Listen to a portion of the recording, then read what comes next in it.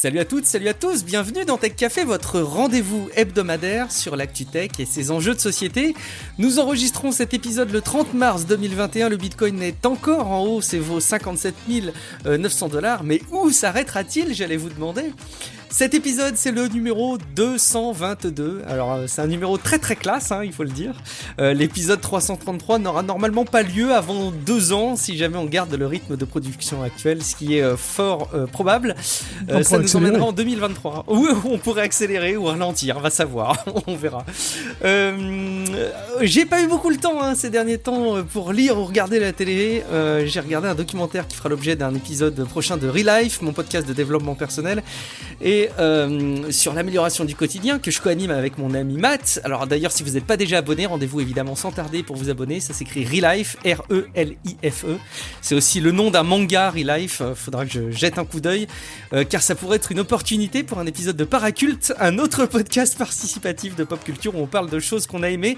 Au programme de cette émission préparée par Guillaume Poggiaspala, Facebook, Twitter et Amazon font face à la pression des politiques américaines. Les CEO, Mark Zuckerberg, Jack Dorsey et Sundar Pichai répondaient aux questions des femmes et des hommes du Congrès. Alors parfois, c'est difficile de répondre oui ou non à toutes les questions. On va voir ensemble comment ils s'en sont sortis. On aura aussi plusieurs autres actualités à vous partager, parmi lesquelles l'IA, qui pourrait peut-être à l'avenir constituer un revenu universel pour les humains. Tesla, qui accepte désormais les paiements au Bitcoin. Les médias américains et même français qui vendent des propriétés sous la forme de NFT, Non-Fungible Token. Et puis, on parlera aussi de composants, avec la pénurie qui n'est pas prête d'en finir, d'Intel qui ne baisse pas les bras face à la concurrence. Évidemment, on parlera aussi un petit peu de jeux vidéo, et quand je dis on, donc c'est moi, Guillaume Vendée, podcasteur technophile enthousiaste, accompagné de celui qui est à la pédagogie dans le monde de la tech, ce que le déblocage du porte-container est au canal de Suez. Quelle ironie, auteur du livre Machine de jeu, c'est Guillaume Poggiaspala. Salut Guillaume. Ouais, salut, oui, effectivement, c'est un énorme truc en plein milieu comme ça, qu'on est très content de voir partir. Ah là là. Non, mais c'est vrai que ça se débloque là, c'est bien quand même. Oui, après et qui nous a tous induit en erreur, puisqu'il s'appelle le Ever Given et il y a marqué Evergreen sur la coque, on comprend rien. Donc en tout cas, il est débloqué, c'est bien. Ça, il y a au moins ça qui s'arrange dans le monde. Un petit mot pour dire que Goldorak a déposé un commentaire sur Podcast Addict. Il a dit super messieurs, continuez comme ça. Et c'est signé d'un vieux geek qui a du X10 dans son tableau depuis 15 ans. Bah merci beaucoup à toi de nous écouter. Merci d'avoir déposé cet avis. Vous aussi, portez vos évaluations sur les applis de podcast comme Apple Podcast, Podcast Addict. Et puis, alors un merci tout particulier à Guillaume Zugmeyer qui a décidé qu'en plus d'écouter le podcast, il fallait qu'il renouvelle son soutien à l'émission chaque semaine. Merci beaucoup Guillaume, et puis vous aussi, accédez à des avantages exclusifs, le chapitrage des émissions, l'absence de pub garantie pour moins d'un paquet de cigarettes par mois. Et je voulais vous faire un petit peu cette analogie parce qu'on a déjà eu des auditeurs qui ont arrêté de fumer et qui ont décidé de soutenir l'émission à la place. Je trouve que c'est autrement mieux investir un budget mensuel que de soutenir Tech Café sur Patreon, que d'acheter des cigarettes. Alors je vous invite à... C'est bon pour la santé. Voilà, Tech Café, c'est bon pour la santé, bien mieux que des cigarettes.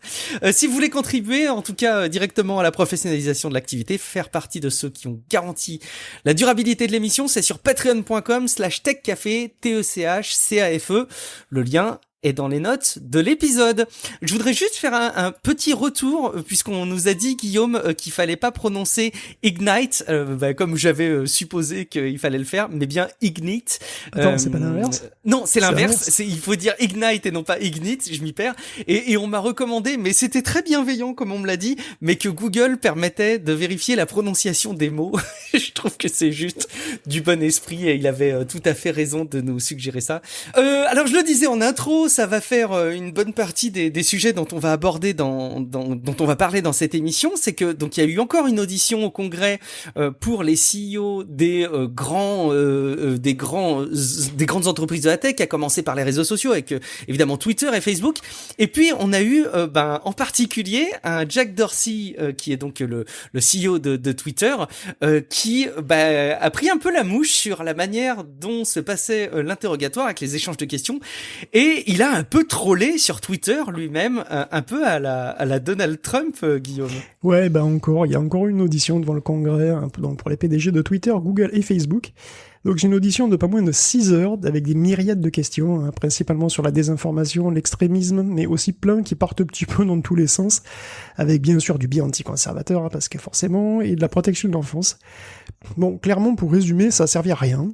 Le peu de temps dédié à chaque question, ainsi que bon, l'incapacité ou la mauvaise volonté aussi des PDG à être synthétiques, hein, fait que finalement on n'a pratiquement rien appris et que tout le monde en est ressorti assez exaspéré. À tel point que, ouais, fait exceptionnel, il me semble, Jack Dorsey a trollé directement, sinon explicitement, cette audition sur Twitter en publiant un sondage sans aucune question, avec juste un point d'interrogation, et seulement 2 réponses possibles, oui et non. Enfin, oui ou non. Et il l'a fait pendant l'audition. Il l'a fait pendant l'audition, un sondage auquel 64,4% des répondants ont répondu oui. Bon, perso, moi j'aurais dit non, mais bon, vous connaissez mon caractère de cochon, évidemment. Bon. Je suis plutôt du style à dire oui. Mais c'est ça, moi je dis non. Mais tiens, c'est ça. Donc c'est une allusion évidente à l'audition où lui et d'autres ont été exhortés à répondre par oui ou non quand ils commençaient à développer là, des phrases, des réponses un petit peu trop longues, soit parce que la question était compliquée, soit par habitude d'enfumer son monde, hein, je suppose, soit les deux. Bon, on peut dire, Dorsey peut dire ce qu'il veut, hein, mais faire allusion à ce qu'il veut, mais bon, à la décharge du Congrès, la concision et la synthèse sont quand même des qualités qu'on peut attendre lors d'une audition devant des élus, tu vois. Et donc c'était un petit peu cavalier, d'ailleurs, le fait qu'il tweete après ça lui a valu un compliment d'une sénatrice sur sa capacité au multitâche. Bon, franchement, ça serait cru au lycée, quoi. C'était vraiment... bon. Mais bon, le troll de Twitter est encore bien pire dans le cas d'Amazon, hein, qui s'y est mis aussi, mais on va y revenir plus tard.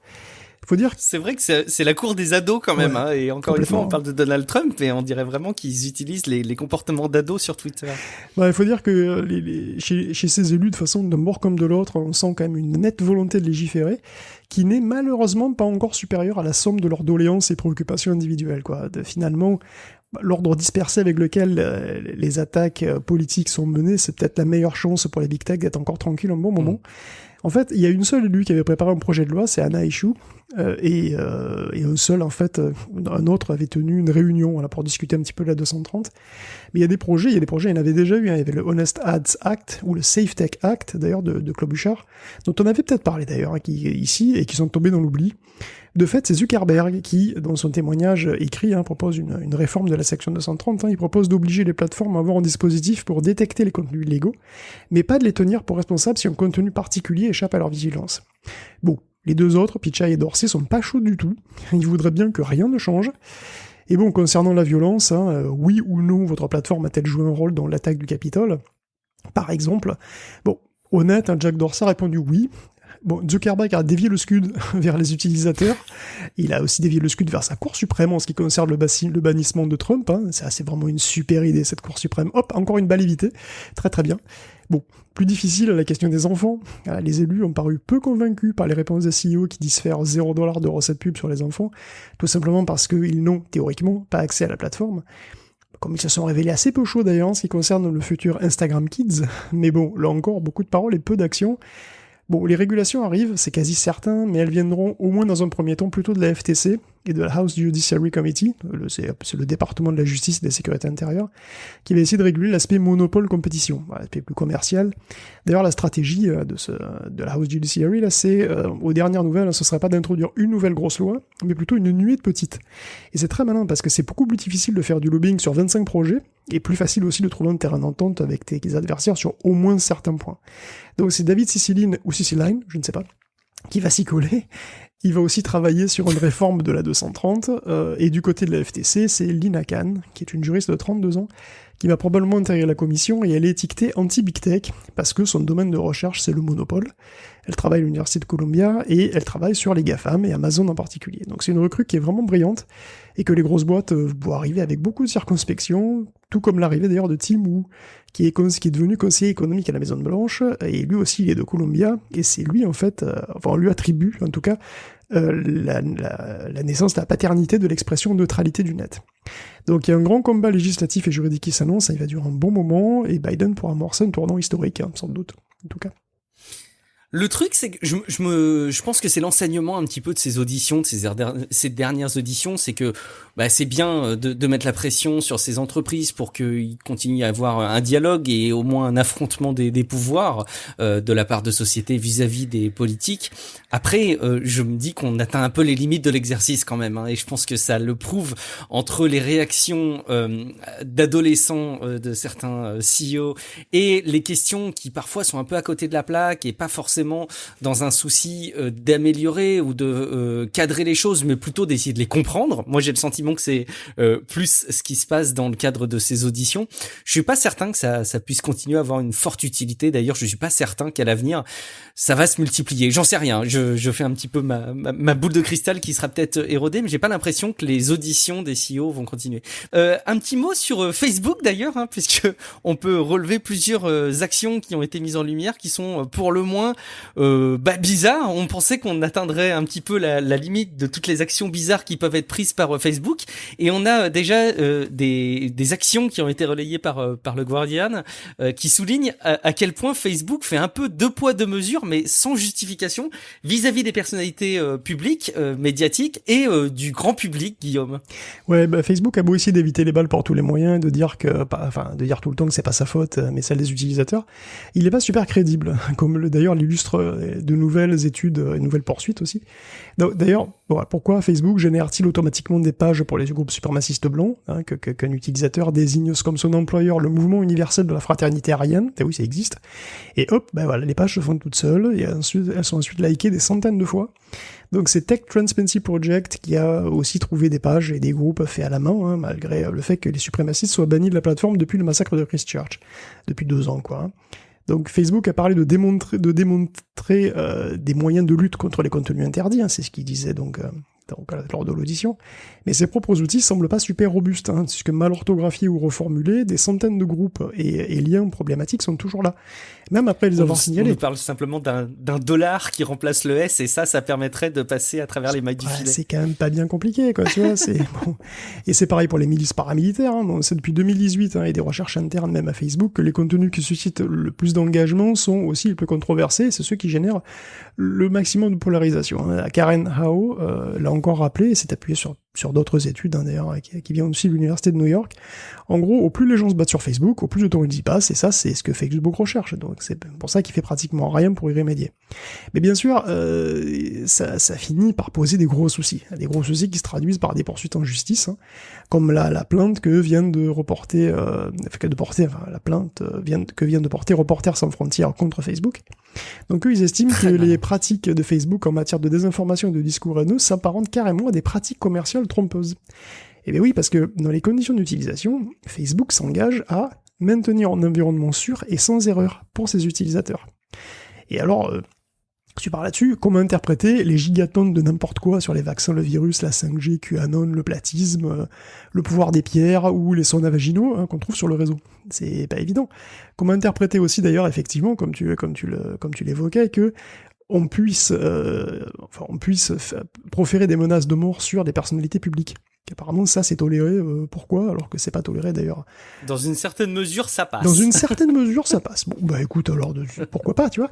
Voilà, comment interpréter le racisme, hein, les menaces de mort quasi quotidiennes dont sont victimes certains journalistes, et en particulier ceux de Reporters sans frontières.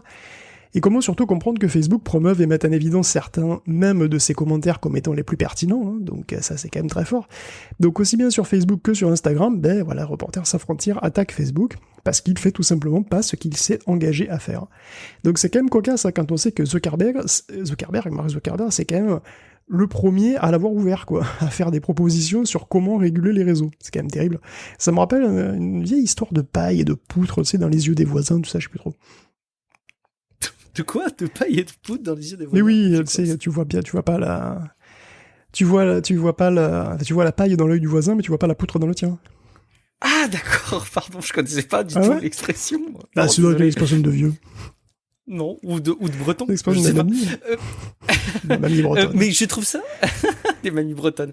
Je trouve ça très très malin ce que propose, la démarche de Reporters sans frontières, parce que jusque là, quand on critique les dérives des plateformes social media, en l'occurrence de Facebook, on est un peu dans l'arbitrage du qu'est-ce qui est bien, qu'est-ce qui est pas bien, surtout plutôt qu'est-ce qui est moral, qu'est-ce qui est immoral, même si quand on les regarde factuellement, il y en a beaucoup qui sautent aux yeux et qui paraîtraient très évidents. Je pense que dans plein de situations, c'est pas si simple. C'est quand même vachement malin de se baser simplement sur l'affirmation que fait Facebook, qui dit promouvoir un environnement sûr. Du coup, non, et on va vous prouver que c'est pas le cas. Je trouve ça très malin comme démarche, et sauf erreur, c'est inédit. Je suis pas certain qu'il y ait eu une démarche juridique de ce type-là par le passé.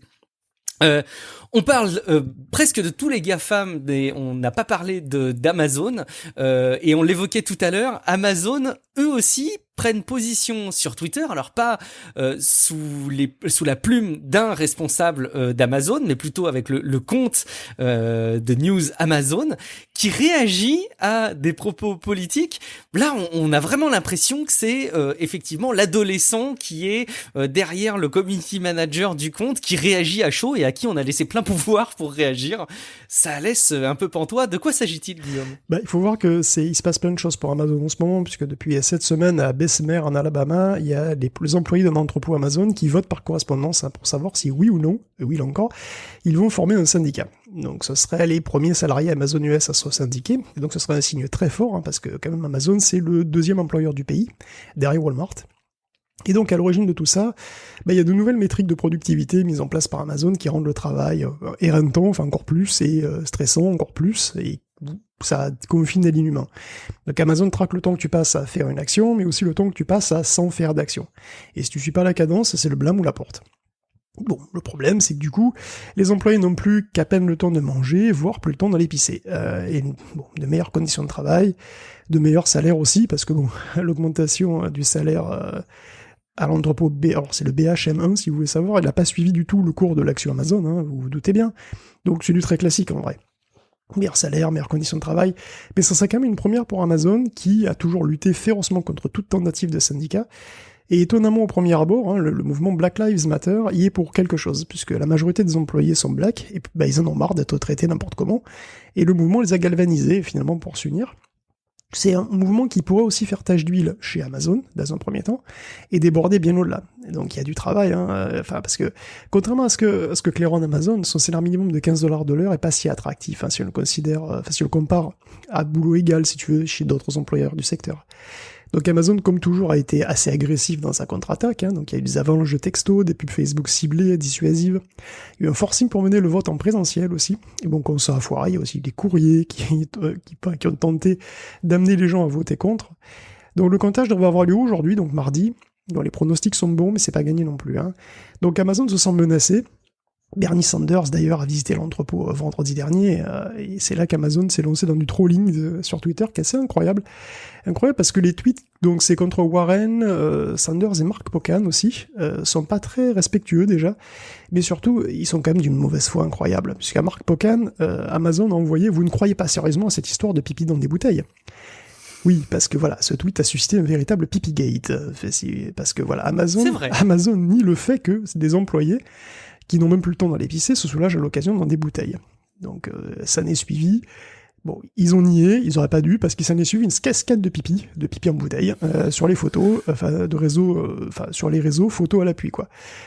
Mais pas que, parce qu'à la limite ce serait des photos, on pourrait ne pas prendre ça pour preuve, mais il y a des courriers aussi d'Amazon qui ont été publiés, qui montrent que justement c'est un sujet pour eux. Mais oui, mais carrément, et plus sérieusement d'ailleurs, Vice et The Intercept ont recueilli un torrent de témoignages, et d'abord pipi en bouteille est devenu un hashtag et un mème d'ailleurs au passage, et The Intercept affirme même qu'Amazon était au courant effectivement et reste quand même dans le déni. Et du reste, bon, avec Elizabeth Warren, le stagiaire de lycée, donc probablement chargé du compte de Twitter Amazon, est pas moins agressif, il est pas plus crédible. En fait, il dit que Warren voudrait démanteler Amazon pour éviter qu'elle ne la critique. Bon, quand elle dit qu'Amazon fait de l'optimisation fiscale, on lui répond que c'est elle qui crée les lois et qu'Amazon les suit. Donc là, on croit rêver, quoi. Warren n'a pas créé toutes les lois fiscales, et c'est surtout un problème international, tu vois, c'est pas seulement un problème local.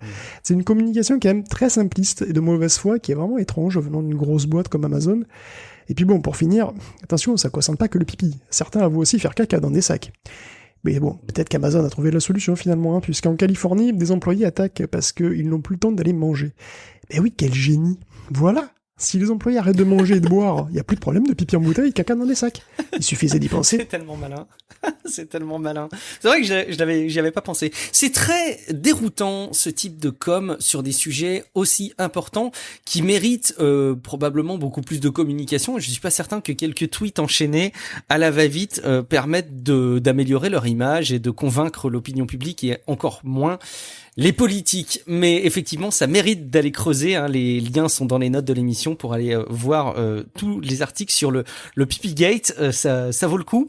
Il n'y a pas que chez Amazon que les collaborateurs se soulèvent à leur manière contre les difficultés amenées par leur employeur. Il y a aussi ceux qui justement voudraient faire reconnaître le fait que les sociétés qui les payent sont leurs employeurs, et c'était pas parti gagné d'avance, mais en tout cas du côté de chez Uber et Lyft, il y a du nouveau, Guillaume. En Espagne, oui, une présomption de salariat a été votée pour les livreurs à domicile, donc pensez Uber Eats et Deliveroo.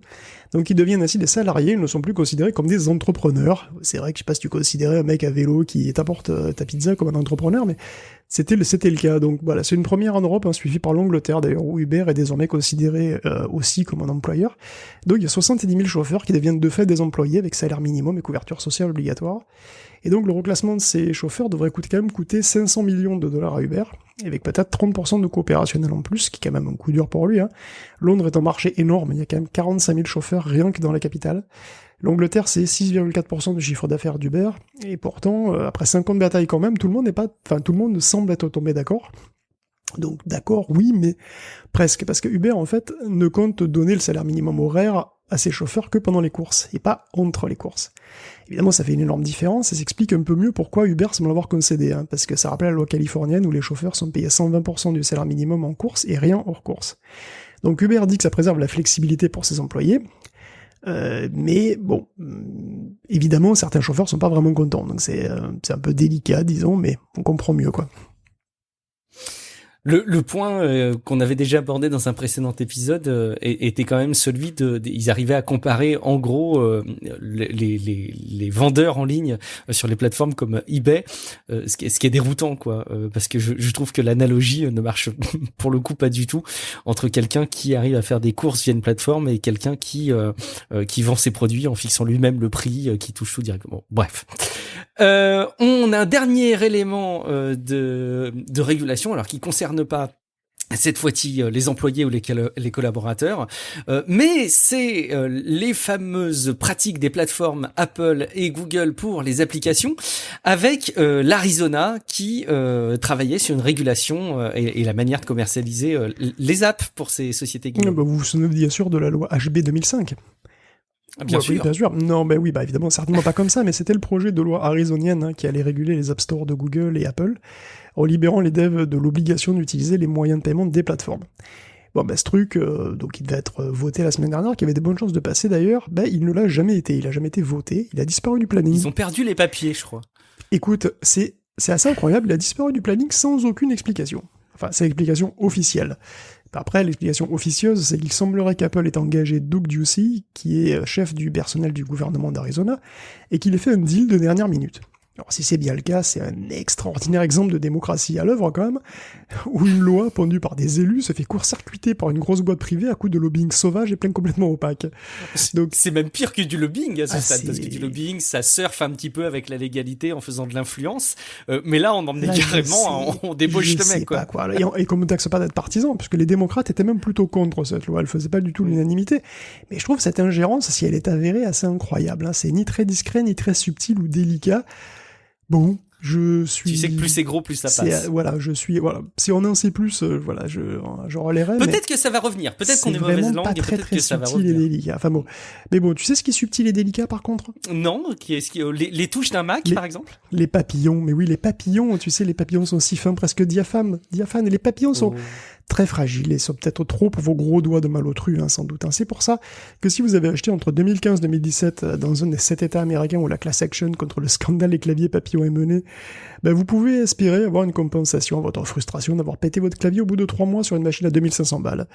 Bon, de quoi donner des idées aux propriétaires de papillons français, peut-être, dont tu fais partie? Non. Si, clairement, je fais partie des gens qui ont un MacBook avec un clavier papillon. Et il m'est arrivé déjà 2-3 fois d'avoir besoin d'envoyer un gros coup de soufflette pour que je n'ai pas une touche qui reste coincée. Enfin, la touche était pas coincée, mais la saisie était coincée. Donc oui, c'est clairement quelque chose qui est pas fiable et qui nécessite un soin particulier. Alors je pense avoir durablement réglé le problème malgré moi, en laissant le Mac fermé et en utilisant un écran externe, en n'utilisant pas le clavier. Comme ça, le problème est réglé. Non, mais je m'en sers comme ça parce que l'écran est évidemment beaucoup plus confortable qu'un écran d'ordinateur portable, un écran externe, mais il faut reconnaître que c'est quand même extrêmement vexant. Et surtout, c'est une honte pour le grand public qui a acheté ce produit. D'autant plus une honte qu'ils ont persisté pendant plusieurs années quand même. C'est-à-dire qu'ils pourraient avoir, dès que les premiers signes ont été montrés, faire, entre guillemets, amende honorable et puis évoluer. Et non, ils ont persisté pendant des années dans la commercialisation de ce truc, ce qui est parfaitement déroutant. Allez, on change de rubrique, mais vous allez voir qu'on va avoir là encore toute une succession de news avec des différents sujets qui vont s'enchaîner les uns avec les autres, mais on continue en tout cas à parler d'Apple, non pas pour ses produits, mais quoique pour sa carte bancaire. On avait déjà parlé du fait que la carte de crédit Apple, Guillaume, était amenée à autoriser des plafonds de crédit plus importants pour les hommes que pour les femmes, à conditions équivalentes. Ouais, enfin, tu te souviens, c'était vrai, effectivement, ce scandale, la sortie de la carte de crédit Apple, qui semblait donner un plafond plus bas à certaines épouses par rapport à leur mari. C'est ce qu'avait relayé certains sur Twitter, dont Steve Wozniak d'ailleurs. Le département des services financiers de l'État de New York a lancé une enquête quand même là-dessus et a conclu qu'en fait, non, c'était pas le cas. Donc, les critères utilisés par Goldman Sachs, qui s'occupe de la partie crédit tout simplement de l'Apple Card, donc elle définit les plafonds comme toutes les banques en fait, ça n'a rien d'exceptionnel. Ça se baserait sur l'historique de la personne, mais pas du tout sur son sexe, de toute façon ce serait évidemment interdit. Donc Goldman a juste très mal joué en restant opaque, alors que plus de transparence lui aurait évité beaucoup de mauvaise presse. Voilà, il semblerait que l'Apple Card ne discrimine absolument pas les femmes, juste les pauvres, comme tout le monde en somme. La question elle reste quand même, à mon sens, un peu en suspens parce que effectivement, j'imagine bien que ces algorithmes n'impliquent pas que le sexe pénalise le revenu, mais dans quelle mesure est-ce que le fait d'avoir le profil qui correspond à celui d'une femme n'influence pas, tu vois, fortement et en gros, ce qui est mis en lumière, c'est pas forcément l'inégalité entre les hommes et les femmes qui pourrait être arbitrairement amenée par Goldman Sachs ou Apple, mais juste amenée par la société. Et donc, évidemment, ces sociétés de crédit en tiennent compte. Bon, on n'a pas le fond de l'histoire, mais effectivement, l'enquête montre qu'il n'y a pas de discrimination aussi bête et brutale sur le sexe du titulaire de la carte. Pour acheter, de toute façon, des produits, on va pas toujours se servir de la carte de crédit Apple, notamment si demain, Guillaume, tu veux t'acheter une Tesla, peut-être que tu vas pouvoir utiliser ton immense portefeuille en Bitcoin que tu collectes depuis des années. Oui, et que je cache soigneusement pour rester crédible. Non. Sous ton matelas. Les cartes graphiques sous ton matelas. Ah là là, bah oui, mais en même temps, ça me tiendra chaud l'hiver, ça sera une idée, ça. Et oui, c'est vraiment pas payer sa Tesla à Bitcoin, d'ailleurs, voilà, c'est à peu près tout, la news, elle s'arrête là. Vous voyez, vous pouvez effectivement payer votre Tesla en Bitcoin, vous pouvez envoyer votre numéro de wallet, et c'est, pourquoi pas. Est-ce que les personnes qui ont beaucoup de Bitcoin sont pas parfois aussi les personnes... Non, j'ose pas te poser la question, mais dans mon inconscient, j'ai l'impression que les personnes qui ont beaucoup de Bitcoin sont parfois beaucoup des truands, beaucoup des personnes qui font du commerce pas très très honnête. Est-ce que c'est pas une fantastique opportunité de blanchir de l'argent, cette histoire? Tu peux acheter plein de... si t'as beaucoup de Bitcoin, t'achètes plein de Tesla et que tu les revends, ça peut être probablement une manière de blanchir ton fric. On est d'accord. Pourquoi pas? C'est vrai. Ça y est. D'autant qu'elle conduit presque toute seule, Guillaume. Oui, elle conduit presque toute seule. En fait, c'est ça, on a eu une vidéo de 13 minutes de AI Addict qui fait conduire donc une Model 3, c'est dans le centre-ville d'Auckland. Et là, on comprend tout de suite mieux quand même pourquoi le full self-driving de Tesla n'est pas considéré par Tesla lui-même comme autre chose qu'une aide à la conduite, et pas comme une solution de conduite autonome. Parce que bon, le gars a quand même dû intervenir une bonne dizaine de fois, au moins. Hein. C'est terrible, parce que finalement, la voiture conduit bien, et prudemment, au moins 95% du temps. Le problème, c'est que dans les 5% restants, elle se plante de voie, elle s'arrête derrière une voiture avec les warnings, mais elle repart plus, parce qu'elle sait pas quoi faire. Elle frôle dangereusement les trottoirs, elle manque de se payer une voiture, puis une autre, puis une grille. Bon. Évidemment, c'est un centre-ville, avec des marquages pas parfaits, des feux placés parfois bizarrement, des arbres qui cachent la vue, des piétons, des cyclistes partout, de la circulation dense, c'est beaucoup plus... évidemment, c'est beaucoup pour ce pauvre petit FSD qui, s'il marche plutôt bien en banlieue, quand il y a personne et sur autoroute, il se voit quand même régulièrement dépassé par les événements, quoi. Hein. Franchement, ce que les ingénieurs de chez Tesla ont fait est déjà impressionnant. C'est incroyable de voir une voiture se conduire toute seule les 95% du temps où elle y arrive. Mais bon, les 5% restants rendent le système inacceptable. Si t'es pas vigilant tout le temps, tu risques l'accident. Pour de vrai, ça peut être juste un accrochage, mais ça peut être plus grave. Je veux dire, à la limite, tu peux te prendre une voiture par le flanc. Hein. C'est pratiquement un moment, ça a été vraiment juste. Donc les propriétaires de Tesla avec FSD risquent de se retrouver quand même en alpha pendant, je sais pas, les 5 prochaines années au mieux, tu vois, peut-être 10. Voilà, combien de temps avant un FSD qui passe en version Gold? Je sais pas. Est-ce que le FSD est une sorte de Star Citizen de la voiture? C'est un peu le Gmail, il va rester en bêta pendant tellement longtemps qu'on saura pas quand il passera en version finale peut-être. Au passage, peut-être qu'il faudra aussi compter avec un nouvel acteur dans les véhicules électriques, à défaut des véhicules intelligents, ça on n'en sait pas plus, mais en tout cas les véhicules électriques, puisqu'il y a Xiaomi qui a annoncé se lancer dans la voiture électrique avec 10 milliards pour commencer d'investissement, mais évidemment il y a sans doute beaucoup d'argent qui va rentrer dans ce choix. Ils disent que un véhicule électrique, après tout, c'est comme un smartphone avec 4 roues. C'est ce que disait Lei Jun lors de la présentation. Intéressante la comparaison, peut-être pas totalement fausse, mais la comparaison a peut-être ses limites aussi. En tout cas, il faut continuer à raisonner avec de l'intelligence. Non mais c'est un grille-pain. La comparaison. Ouais, j'aime bien la comparaison. Un grille-pain, c'est un smartphone sans écran, finalement. Oui, ok, effectivement, c'est vrai qu'ils chauffent tous les deux. En tout cas, les véhicules intelligents sont ceux qui sont dotés d'algorithmes avec intelligence artificielle. Et justement, on va parler un tout petit peu d'intelligence artificielle parce que là, on a quelque chose de très intéressant. L'intelligence artificielle qui rapporte de l'argent, Guillaume, c'est ça ? Mais c'est ce que nous dit Sam Altman de OpenAI, il nous fait rêver. Voilà, il nous annonce que la révolution de l'IA dépassera encore emporter toutes les autres grandes révolutions de l'humanité, comme l'agriculture, la révolution industrielle ou l'ordinateur. Dans 10 ans, en automatisant presque tout. Pas fou. Ah, alors ça, l'avenir nous le dira. Voilà, l'avenir nous le dira, effectivement. Bon, lui, il dit que dans 10 ans, en automatisant presque tout, et en taxant le capital plutôt que le travail, chaque Américain pourra recevoir un revenu de base de 13 500 $ par an. Qu'est-ce qu'on attend ? C'est exactement ça. La capitalisation boursière des compagnies américaines pourrait doubler. Et ce n'est que le début. Les 100 prochaines années nous porteront probablement plus de changements qu'on en a connus depuis la domestication du feu. Oui, c'est ce qu'il dit. Je rigole pas, c'est ce qu'il dit. Et effectivement, quand je vois le changement climatique s'accélérer et les catas s'accumuler au-dessus de nos gueules, peut-être que je me prends à le croire, effectivement, qu'il y aura beaucoup de changements dans les 100 prochaines années. Mais bon, de fait, GPT-3, leur dernier modèle de super langage, leur super modèle de langage à 4 milliards de paramètres, il est quand même désormais utilisé par des dizaines de milliers de codeurs, 300 apps différentes, et il produirait 4,5 milliards de mots par jour. Mais quelle bazarette! Bon, en même temps, bazarette, c'est un peu son unique raison d'être, c'est quand même son boulot. GPT-3 est en passe d'intégrer des produits, des jeux vidéo, des analyses de texte, des réponses automatiques, tout ça c'est très bon pour OpenAI et pour Microsoft, au passage. Et donc oui, Sam, il est ultra optimiste. Bon, cela dit, on jugera plus tard de la qualité de tout ça, puisque GPT-3 n'est pas à l'abri de partir dans le décor, comme plein d'autres modèles avant lui. Et il y a une étude du MIT qui pointe de nombreuses erreurs qu'ils ont trouvées dans les grands ensembles de données qui servent d'entraînement au modèle. En moyenne, à 3,4% sur une dizaine de datasets, donc des erreurs qui affaiblissent donc ces modèles. Et ça, c'est quand on a beaucoup de données, parce que quand on en a peu, c'est encore pire. Et bon, tu sais qu'il y a eu une urgence sanitaire là dernièrement. Donc dans cette urgence, on a développé des algos censés diagnostiquer le Covid-19, et ça risque de se révéler un poil douteux parce qu'il y a quand même une coalition de chercheurs qui a épluché la littérature sur le sujet. Il y a quand même 2200 papiers qui touchent de près ou de loin à ce truc-là, mais bon, il y en a que 320 qui sont vraiment dans le sujet, il y en a que 62 qui présentent une étude systématique, mais bon, la moitié n'a même pas essayé de confirmer par des tiers la validité des datasets. Elles n'ont pas testé la robustesse du modèle ou présenté la démographie des patients, pas plus que les biais ou même juste la qualité des clichés, parce que parfois ils ont utilisé des clichés qui sont d'une qualité pas terrible et forcément ça affaiblit encore.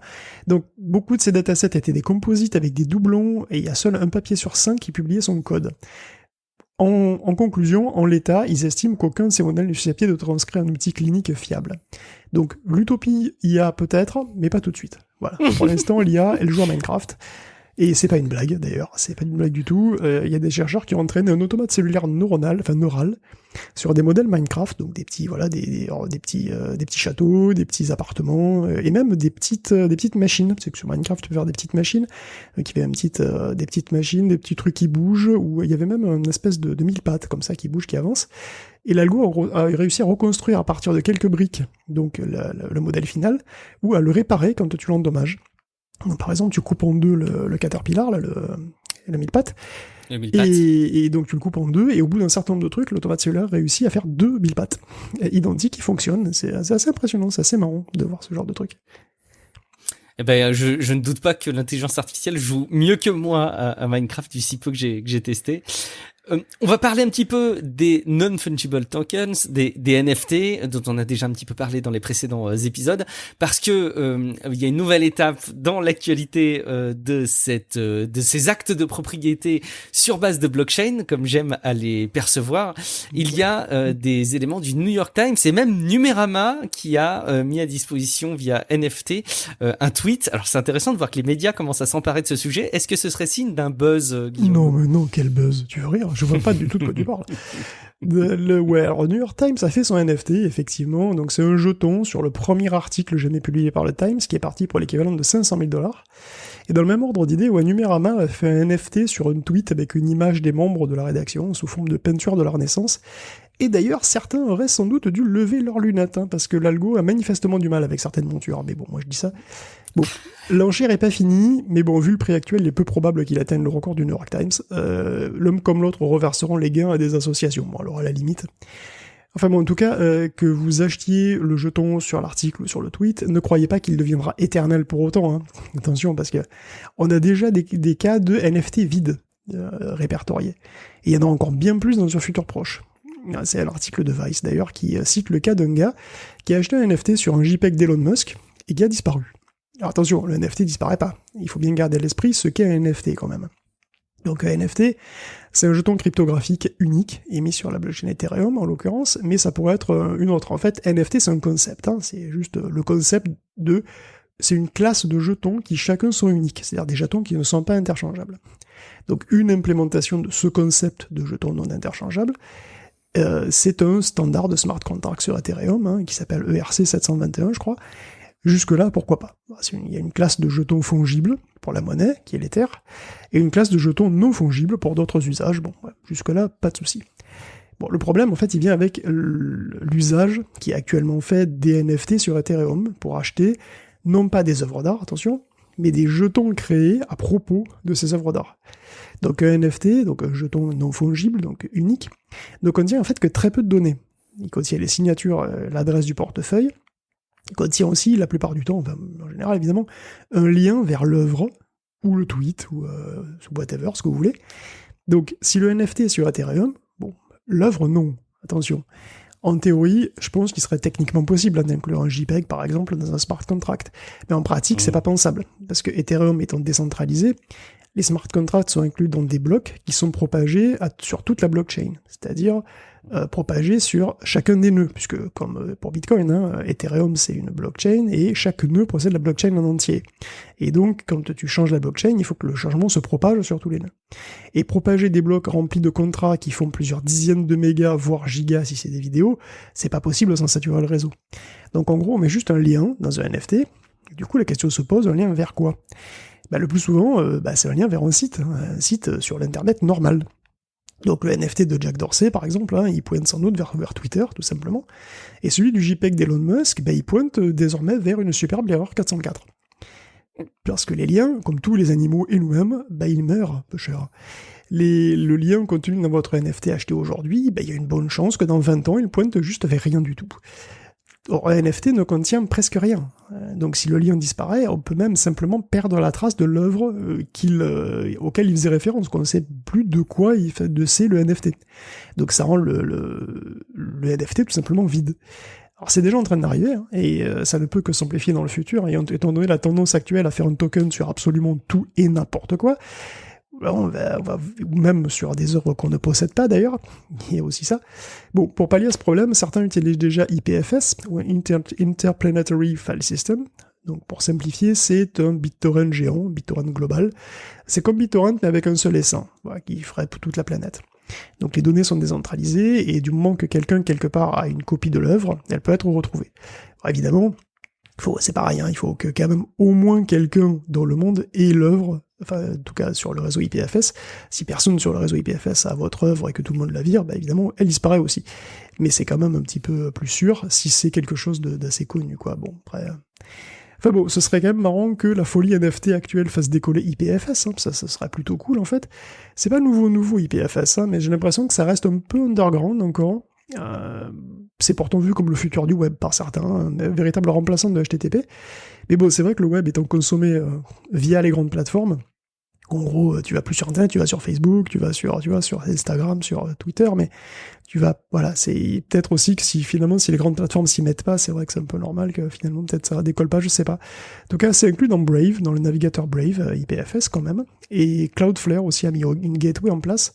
Pour l'instant, ça reste un super torrent, mais si la fièvre NFT peut démocratiser le truc, écoute, franchement, ce serait bien plus intéressant de savoir à quel prix a atteint le NFT sur tel ou tel GIF animé, hein, franchement.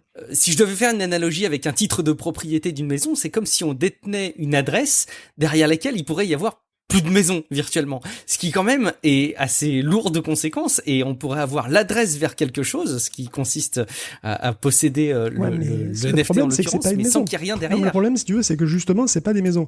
C'est-à-dire que en fait, une maison, ça s'en va pas facilement. Le truc, c'est que le NFT, il pointe vers quelque chose qui ne t'appartient pas en vrai. C'est-à-dire que quand tu achètes un NFT, tu achètes le NFT, tu achètes le token, tu n'achètes pas l'œuvre, parce que l'œuvre, elle reste sur Internet et elle s'en fout complètement en fait. Hein. Je veux dire, l'œuvre, elle est déjà présente à des milliers d'exemplaires sur Internet, et ça va pas changer.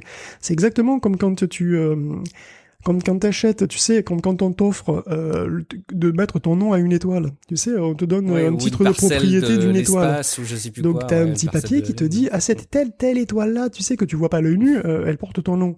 Alors c'est très mignon, c'est très poétique, mais l'univers il s'en bat les steaks de toi. Je veux dire, ça change rien pour l'étoile, si tu veux, toi t'as ton, tu vois. Mais le truc c'est que effectivement c'est un peu la même chose, c'est-à-dire que tu achètes le NFT sur un GIF animé qui circule sur Reddit depuis 10 ans, ça change rien pour le GIF animé. Tu l'achètes, tu achètes quoi? Non, tu l'achètes pas lui, tu achètes un NFT qui fait référence à ce truc-là, c'est tout. Oui, c'est certain. Après, j'ai le sentiment, j'essaye de me faire un petit peu l'avocat du diable pour bien comprendre la démarche qu'il peut y avoir derrière, mais j'ai le sentiment que quand des personnes sont volontaires, un peu éclairées, peut-être pas toutes les personnes qui le font, mais les personnes éclairées qui sont volontaires pour se porter acquéreur d'un NFT, ont sans doute envie d'avoir la reconnaissance de la propriété de quelque chose plus que de posséder le truc. Pourquoi ils le font? Je sais pas pourquoi ils font comme ça, parce que d'après ce que je comprends quand même, un NFT est un token sur Ethereum, c'est anonyme. Donc ça veut dire, si tu veux, moi ce que j'arrive pas à comprendre, c'est, si je comprends dans une certaine mesure, puisque effectivement ça ouvre à la spéculation. Et en fait, c'est ça le truc. Guillaume. Non, mais le truc c'est que si tu veux donner du fric à un artiste, c'est très facile. Tu donnes du fric à un artiste, cet artiste peut même te créditer. Donc tu as ton nom écrit quelque part sur une œuvre en tant que mécène. Ça s'appelle le mécénat. Je veux dire, c'est pas un truc super nouveau, quoi, tu vois. Bon. Mais le truc, c'est que quand tu fais du mécénat, tu le fais one shot, quoi. Bon, voilà, tu peux pas revendre ton mécénat. Là, si tu achètes un NFT sur une œuvre, tu donnes du fric à l'artiste. Bon, ça, pourquoi pas, c'est très bien. Mais après, tu peux revendre l'action d'avoir donné du fric à cet artiste, qui peut se revendre plus cher quelque part. Ça, c'est vraiment zarbe, c'est-à-dire que tu peux revendre cette action-là, tu peux revendre cet événement quelque part. C'est ce qui est Et en fait, c'est le seul avantage du NFT, parce que sinon, effectivement, t'as qu'à filer du fric à l'artiste, quoi, tu vois, c'est pas un souci, ça. Ce qui serait intéressant finalement, c'est si jamais il y avait des personnes qui nous écoutent, qui pourraient nous témoigner un peu de leur volonté d'acheter des NFT sur des sujets. Si jamais c'est votre cas, n'hésitez pas à nous contacter, ça peut être intéressant qu'on échange ensemble. Bon, on va les laisser de côté quand même nos NFT, Guillaume. On va plutôt parler de processeurs. Une chronique des composants se cache dans cet épisode. On va reparler de cette pénurie, alors qui ne s'arrange pas, notamment du fait du blocage du canal de Suez, dont on parlait au début de l'épisode. Il semblerait que ça aura aussi ses impacts durablement sur l'approvisionnement des composants qui subissaient déjà la pénurie, au moins dans une partie. On verra dans les jours à venir. En tout cas, un petit point d'actu sur les catastrophes dans ce domaine, Guillaume. Bah après les sécheresses et les super porte-conteneurs échoués, voilà les incendies. Ouais, c'est alors le porte-conteneur, je sais pas s'il affectait directement les puces, c'est plutôt le pétrole, j'ai l'impression, mais bon. Non, ça a plutôt pénalisé l'ensemble de la circulation de plein de choses. Ouais. Un petit peu tout, hein, ouais, faut dire qu'il y a eu plein de... Bah là, de toute façon, c'est un peu l'année de la supply chain, quoi. C'est peut-être la décennie, la supply chain, je sais pas. Elle est chahutée. Allez écouter l'épisode sur la supply chain qu'on a fait, qui s'appelle Made in Asia. Dans le flux, vous remontez de quelques épisodes. C'est vrai qu'elle est quand même chahutée. On réalise combien elle est complexe, hein, combien elle est importante et fragile. Et donc, c'est donc quand même dans ce genre de contexte, quoi, que General Motors et Hyundai étaient déjà en train de stopper des chaînes de production, faute de composants. Et oui, ça risque de pas trop s'arranger tout de suite, parce qu'il y a un gros incendie chez Renesas, qui est un fondeur japonais qui produit beaucoup de puces pour automobiles. En fait, il a quand même 30% du marché. Il y a 17 machines qui ont été détruites et des installations de circulation d'eau et de purification d'air. Donc voilà, le bâtiment N3 mettra au moins un mois à s'en remettre. C'est un mois pendant lequel seront produits encore un petit peu moins de puces. Donc c'est la dèche, hein, voilà, c'est la méga dèche, et on est même au bord du gouffre, puisque certains parlent d'une pénurie prochaine de café. Ouais, il y a une sécheresse au Brésil, et les prix, voilà, il y a des tensions dans les chaînes d'approvisionnement aussi, je sais pas, merci Canal de Suez sans doute encore. Donc ça pourrait faire monter les prix, voilà. Et quand on vous dit que le changement climatique c'est du sérieux, qu'est-ce qu'il faut de plus? Qu'est-ce qu'il faut de plus, hein? C'est le café qui est en danger, le café. Bon, il n'y a pas qu'au Brésil, hein. La sécheresse, ça s'arrange pas non plus à Taïwan, hein. C'est la pire depuis 67 ans, le rationnement d'eau va commencer. Début avril pour les ménages, et aussi de 15% d'ailleurs déjà sur les parcs technologiques et scientifiques de Taichung. TSMC est aussi en partie sur Taichung.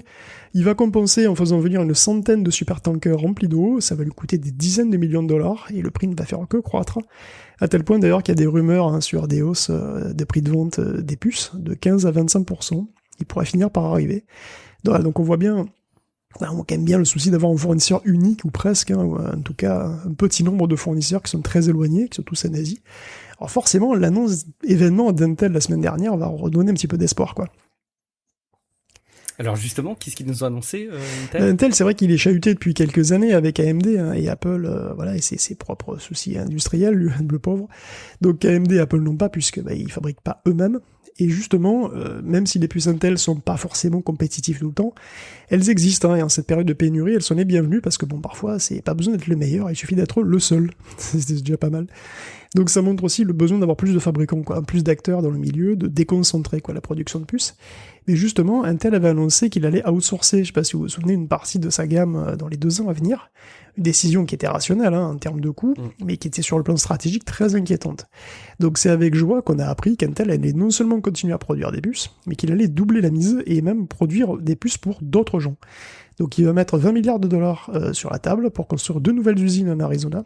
Et en 2023, Intel va lancer des puces, alors ses propres puces à lui, les Meteor Lake en 7 nanomètres ultraviolet extrême, donc à ses propres chaînes. Donc c'est usage généralisé cette fois, hein, des ultraviolets extrêmes, donc voilà, ça va grandement simplifier le processus, et donc ça pourrait marquer 2023 la fin de la traversée du désert, en fait, pour Intel, avec un nouveau process qui pourrait le ramener en position de lead.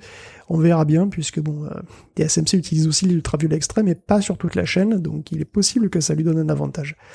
En tout cas, même en 2023, Intel va quand même faire appel à TSMC en complément pour diverses puces, mais là où c'est inédit, c'est qu'Intel compte proposer un service de fabrication pour des tiers exactement comme TSMC le fait aujourd'hui. Donc les chaînes Intel pourraient servir à Nvidia, IBM, Google ou Qualcomm, hein, qui sont par ailleurs d'ailleurs tous partenaires d'Intel sur ce coup, et c'est facile de voir pourquoi. C'est quand même rassurant d'avoir son fondeur sur son propre territoire, Les problèmes logistiques sont super simplifiés par rapport à Taïwan, ou Japon, ou autre. Et bien sûr, géostratégiquement, c'est nickel. Parce que les 2 prochaines fabs en Arizona, c'est que le début. Intel veut aussi étendre les capacités en Europe et partout ailleurs. Et il va s'allier à IBM sur la recherche sur les futurs packaging et les futurs composants. Donc les futurs composants, c'est-à-dire les futurs portes logiques, c'est vraiment les trucs les plus fondamentaux que tu puisses imaginer. Bref, Intel veut pas juste surnager face à la concurrence asiatique, il veut devenir le champion du semi-conducteur occidental, carrément. Donc il veut non seulement créer les meilleures puces pour PC et serveurs, mais aussi devenir l'interlocuteur naturel de n'importe qui veut produire une puce en Europe ou aux États-Unis, pour tous les secteurs. Automobile, console de jeu, téléphone, sextoy connecté, tout ce que tu veux. Il veut rendre sa souveraineté technologique à l'OTAN, en gros. Ce qui ne peut que séduire les politiques américaines d'ailleurs, qui cherchent aussi à réindustrialiser le pays. Donc ça va s'appeler IDM2 pour Intel Design and Manufacturing 2. Ça peut que séduire tout le monde. Et d'ailleurs, brièvement, l'action de TSMC a chuté. Alors, oui, brièvement. Parce que si on salue clairement l'ambition d'Intel, évidemment, c'est pas fait. Et puis ça va pas être facile. Parce que quand même, il faut non seulement que les produits soient compétitifs en termes de performance, évidemment, mais il faut aussi qu'ils soient compétitifs en termes de prix. Et Intel va se battre quand même contre des salaires taïwanais. Et il y a des analystes taïwanais, d'accord, mais quand même, qui pensent que c'est son talon d'Achille. Moi, je serais ravi de voir une alternative à TSMC ou Samsung, évidemment. Clairement, ça va demander des sous. Des chercheurs de ces Samsung, justement, estiment que la concurrence pourra avoir à investir jusqu'à 150 milliards pour dépasser TSMC. Samsung lui-même dépense des fortunes colossales pour se maintenir à flot, plus de 20 milliards par an. Mais Samsung produit aussi de la flash, donc c'est peut-être pas forcément totalement comparable, mais quand même. Et ils estiment qu'à moins de 150 milliards sur 5 ans, un gouvernement ne peut pas espérer tenir la cadence. TSMC lui-même dépense entre 25 et 28 milliards cette année. Donc la transformation d'Intel, elle est ambitieuse, et en fait, elle est tellement ambitieuse que ça me rappelle carrément la conquête spatiale. Il faut voir que 150 milliards, c'est le prix d'un programme Apollo. Et le prix actualisé, un programme Apollo coûterait aujourd'hui 150 milliards de dollars. Donc le contraste est saisissant quand même, entre Bob Swan, qui était l'ancien CEO d'Intel, qui était financier, et qui voulait maximiser les bénéfices, et donc Pat Gelsinger, le nouveau CEO d'Intel, qui est un ingénieur, et qui lance carrément un programme Apollo pour les semi-conducteurs. Je pense que on en est à peu près là. Donc il y a des enjeux de politique internationale et qui sont pas moins importants d'ailleurs de ce point de vue-là. Donc Intel veut décrocher la Lune, carrément, et il sera probablement aidé d'ailleurs par le New Deal de Joe Biden. Je pense qu'il va y avoir beaucoup d'aide gouvernementale pour qu'il y arrive. Espérons qu'il y arrive. Tu sais que c'est un mouvement qui est fréquent dans des entreprises et qui est signe d'une très grande intelligence dans le long terme quand des boîtes sont capables d'avoir des dirigeants qui sont des vrais trésoriers, qui sont capables de maximiser l'optimisation des revenus, de faire en sorte d'être efficaces dans la collecte de leur trésor de guerre et de succéder à un dirigeant qui va utiliser ce trésor de guerre pour propulser l'entreprise dans une autre dimension. En tout cas, tout ce qu'on peut souhaiter, c'est qu'ils y parviennent, parce qu'au final, j'ai l'impression qu'on a tous à y gagner, à avoir un Intel qui continue à être dynamique, à proposer des choses, à innover et à donner un petit peu le rythme de la course. On le suivra ensemble. En attendant, on va parler un petit peu de jeux vidéo parce qu'on a quelque chose d'inédit à vous présenter, à vous relayer. Qualcomm qui veut proposer quelque chose qu'on n'a jamais vu avant, une console Android, Guillaume. Quelle bonne idée. Oui, une console Android. Oui, une console Android qui ressemblerait vraiment beaucoup à s'y méprendre à une Switch, puisqu'elle elle ferait 6 pouces 65, elle serait 1080p, et elle aurait surtout des trucs qui ressemblent énormément à des Joy-Con.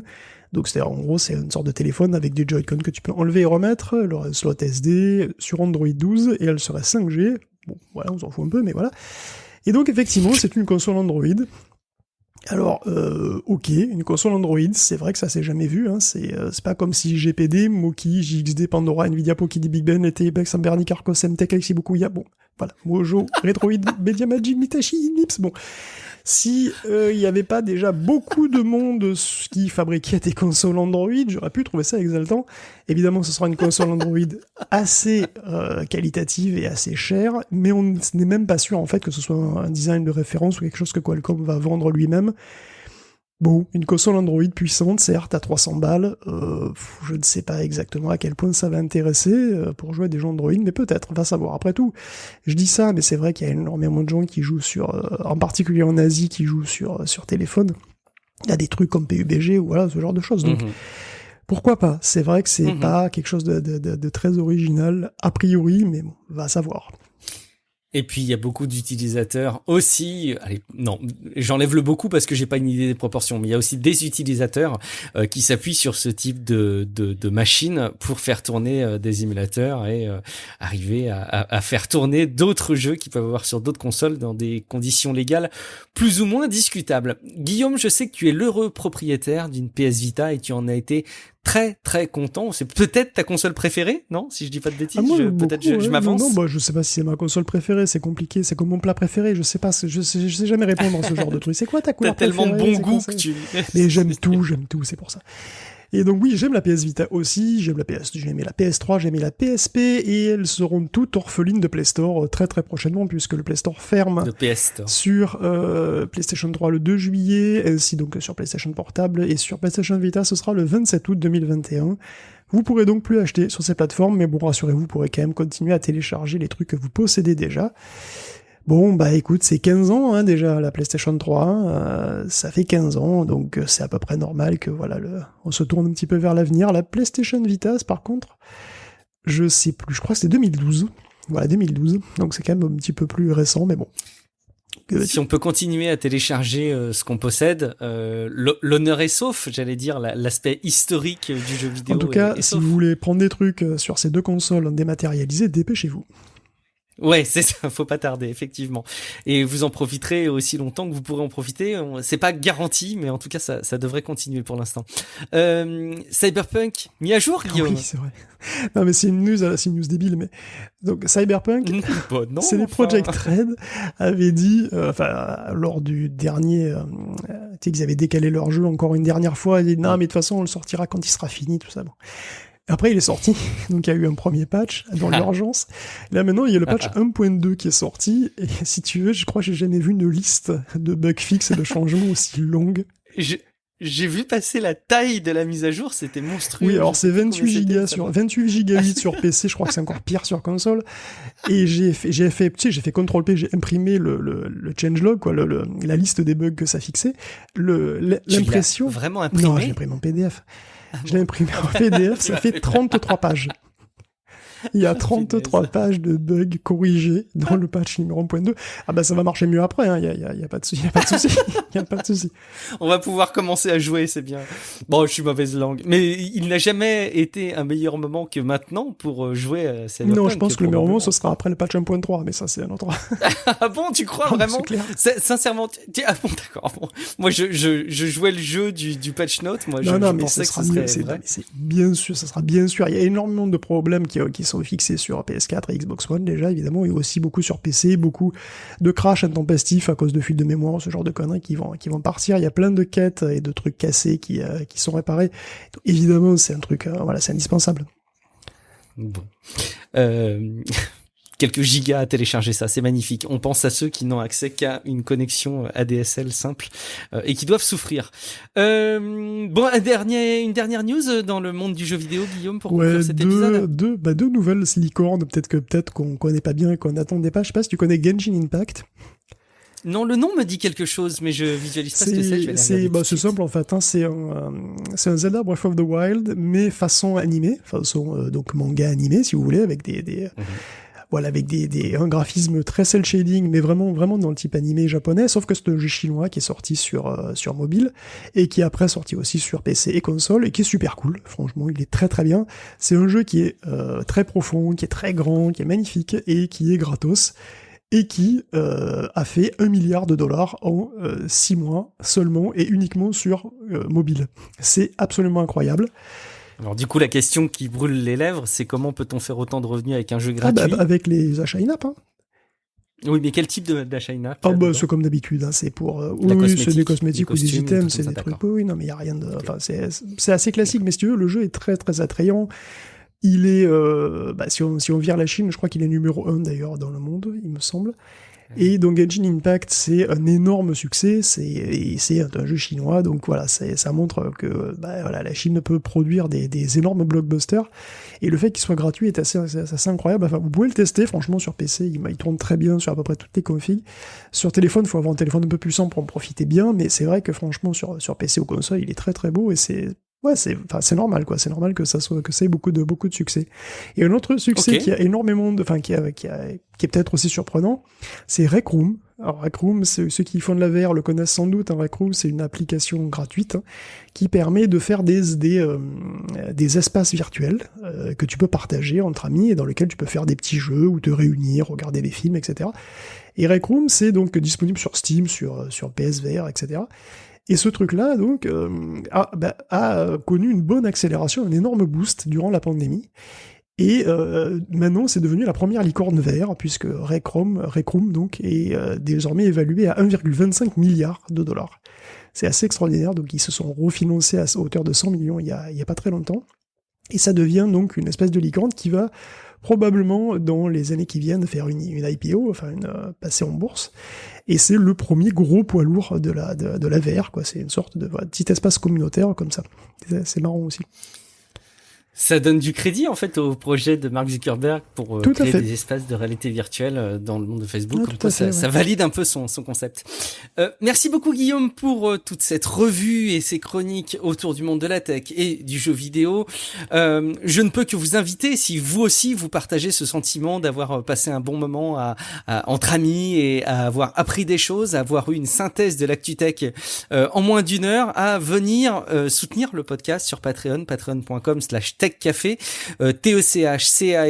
Le lien est évidemment dans les notes de l'épisode. Vous aurez accès aux contreparties, aux différentes possibilités pour nous soutenir. Là encore, si jamais vous avez envie d'allumer une cigarette en ce moment, peut-être qu'il y a des alternatives pour mieux dépenser votre argent. Et puis, évidemment, je vous incite plus que jamais à aller écouter d'autres podcasts, à commencer par Paracult. On vous a parlé de choses lynchiennes dans le dernier épisode avec Wet Moon et Soil, donc sur traitement bande dessinée, mais avec un esprit qu'on qualifiera de lynchien. Et puis, je vous ai parlé dans cet épisode de VOA, la série de Netflix qui est probablement annulé. Vous comprendrez pourquoi je dis probablement en écoutant l'épisode. Et puis je vous invite aussi à aller écouter Relife avec un tout nouvel épisode qu'on a mis à disposition ce week-end sur le deep work. Donc si vous voulez tout savoir sur ce que c'est ce travail en profondeur, c'est Relife. Ça s'écrit RELIFE. Pour la petite anecdote, il y a un manga Relife que je ne connais pas du tout, mais que je connais parce que ça a le même nom que le podcast, et il faudra que je creuse parce que peut-être que ce sera une future recommandation de Paracult. Si vous connaissez Relife, si jamais vous êtes fan, le manga, dites-le nous, ce sera peut-être l'opportunité. C'est fort possible, je connais pas. Faudra que je creuse. Eh ben oui, voilà, ça te fait du boulot en plus pour Paracult, tu vois. Vous pouvez nous retrouver individuellement, Guillaume, ou est-ce qu'on peut te retrouver du coup sur Internet? Probablement devant Relife maintenant. Ah bah forcément, oui, j'aurais dû m'en douter. Moi c'est Guillaume Vendée, guillaumevendée.fr, Guillaume Vendée sur Twitter, sur Instagram et dans ma newsletter, newsletter.guillaumevendée.fr. Merci beaucoup à vous de votre fidélité, merci d'écouter les épisodes chaque semaine, merci aussi à toutes celles et à tous ceux qui partagent l'émission sur les réseaux sociaux, un petit tweet, une petite publication ou auprès de vos collègues, de vos amis, on est évidemment toujours très preneurs. Merci beaucoup de votre fidélité, à très bientôt dans un prochain épisode de Tech Café. Ciao à toutes et à tous.